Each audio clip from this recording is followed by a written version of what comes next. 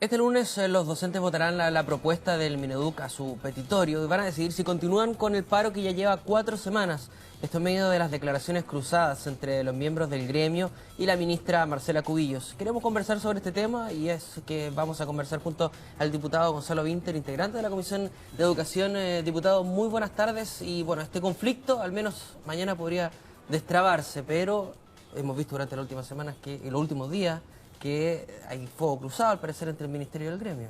Sí, yo creo que yo tengo algo de optimismo, creo que se puede solucionar dentro de las próximas horas. Por supuesto, yo no hablo a nombre de los profesores, ellos son los que tienen la última palabra y que tienen que decidir mediante los mecanismos democráticos, que a veces son difíciles de entender fuera del gremio, pero creo que se puede llegar a una solución.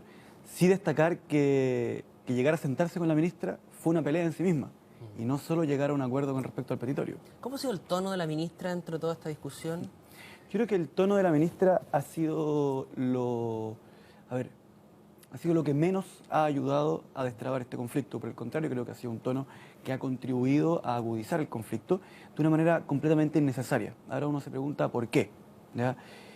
Yo creo que hay dos líneas de interpretación. Una es que la situación del ministerio es bastante grave. Creo que este ha sido un ministerio que ha servido mucho como plataforma publicitaria de una ministra que pretende encantar a un sector, al sector más de derecha, digamos, relacionado con sectores de la derecha de Chile Vamos o más a la derecha incluso de Chile Vamos, pero que ha dejado de lado bastante la construcción de políticas educativas que tengan que ver con los problemas graves que tiene la educación y en particular la educación pública chilena.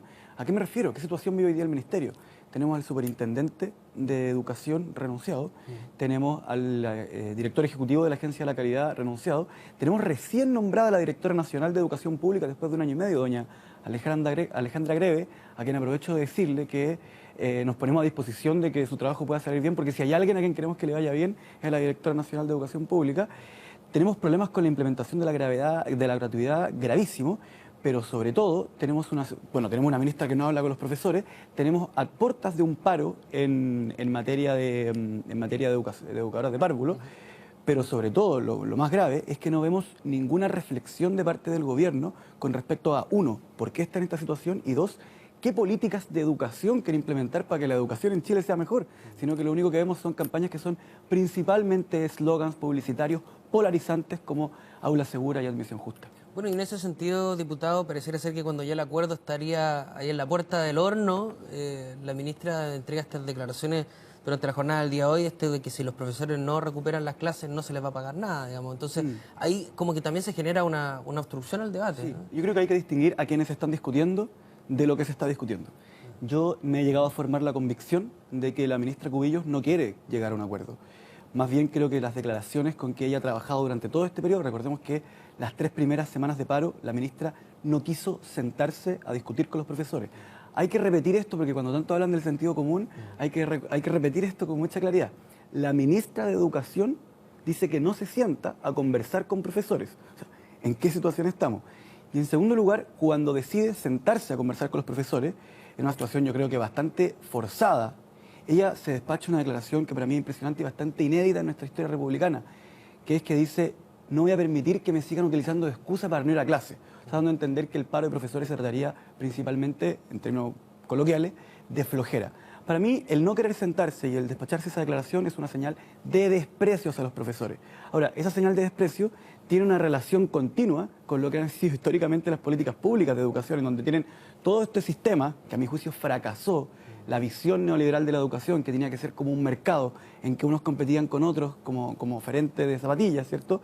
Y echarle la culpa de ese fracaso a los profesores.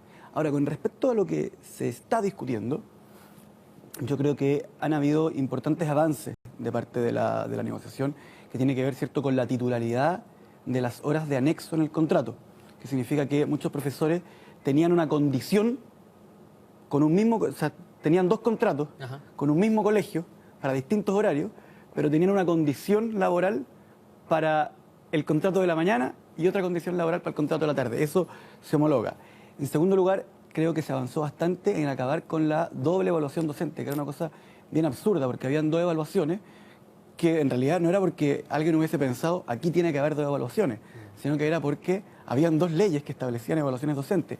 Y hay que recordar que la evaluación docente finalmente también es pega, porque la evaluación docente se prepara, y se prepara en la casa, son horas de vega, ¿ya? Claro. No son horas libres, no son horas con la familia, etcétera, por lo tanto es parte del agobio laboral. Ahora, donde no se avanza es en una cuestión que yo creo que es de bastante sentido común, que es la paga de la mención, reconocimiento de la mención, ¿cierto?, a las educadoras de párvulo y a las educadoras diferenciales.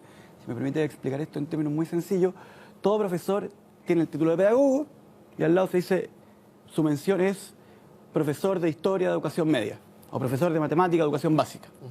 La educadora diferencial o la educadora de párvulo, ¿cierto?, que es pedagoga y su mención es educadora de párvulo, no tiene un reconocimiento en su sueldo de la mención como sí tienen los otros, ¿ya?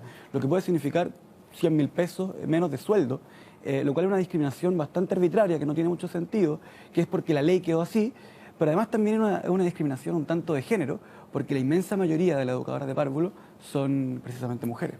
Diputado, en ese sentido se ha señalado que, al menos ya ha desechado la ministra la posibilidad de buscar ese bono, y en ese sentido dicen que podría eventualmente tenerlo para el 2020, pero aquí se estaría armando una especie de molestia en parte de la educadora de párvulo, que podríamos tener una próxima movilización de ellas particularmente.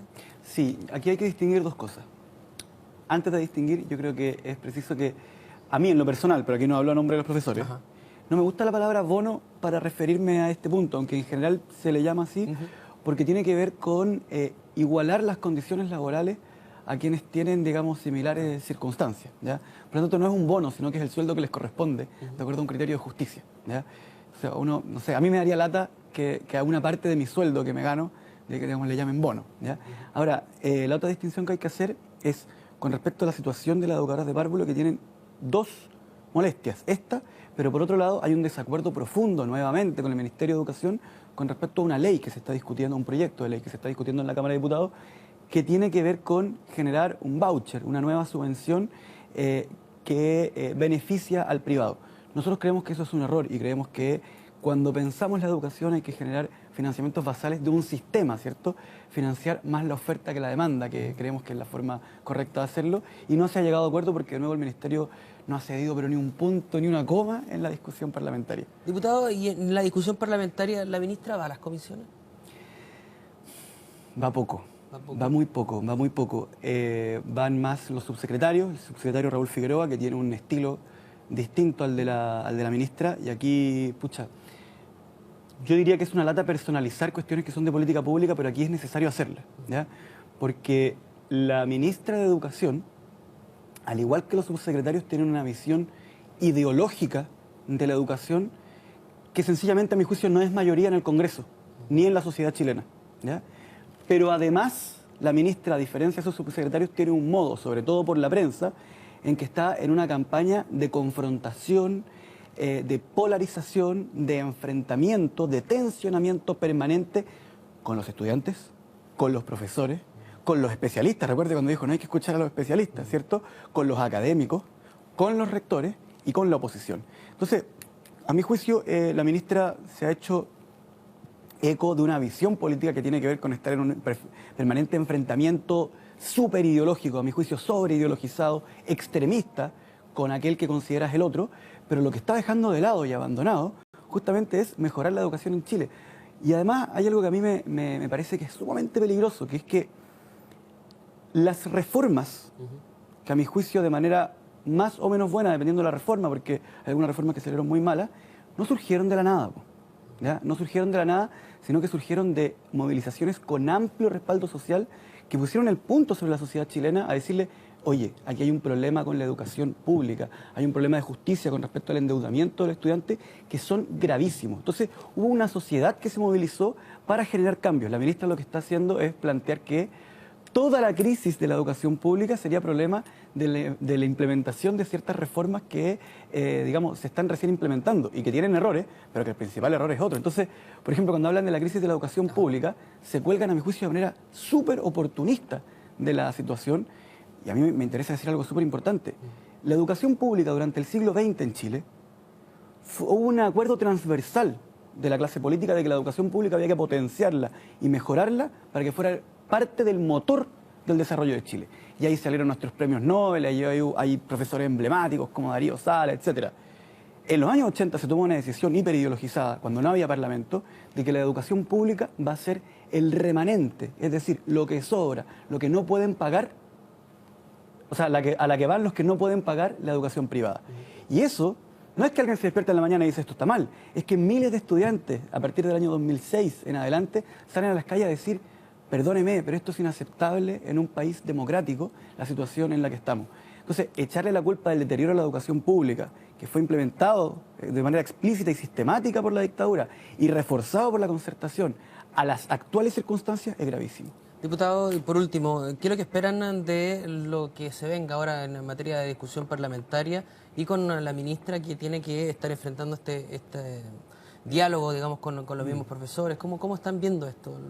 Yo creo que hay que separar algunas cosas. Primero, yo le haría un llamado al presidente de la República a que ojalá ponga una ministra que esté menos pensando en eslogans, en enfrentamiento, en confrontación, en polarización, ¿cierto? En decir que a la oposición le gustan las bombas Molotov, en decir que los profesores son flojos, etcétera, y a una persona que de verdad le guste mucho el debate educativo y que se siente a entender que la política se trata de aunar posiciones, de conquistar mayorías y que pueda sentarse con los profesores, sentarse con la oposición, sentarse con los estudiantes, sentarse con los académicos, sentarse con los especialistas y discutir acerca de cómo sacar a Chile de esta situación.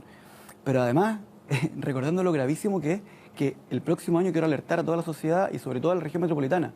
El próximo año se va a implementar en Chile el nuevo sistema de admisión escolar, el cual el Ministerio de Educación, lejos de explicarle a los apoderados cómo funciona, lo que está haciendo es una guerra de deterioro y desprestigio a esa política pública que ellos mismos tienen que implementar. Entonces, yo creo que con esta ministra es muy difícil que se pueda avanzar.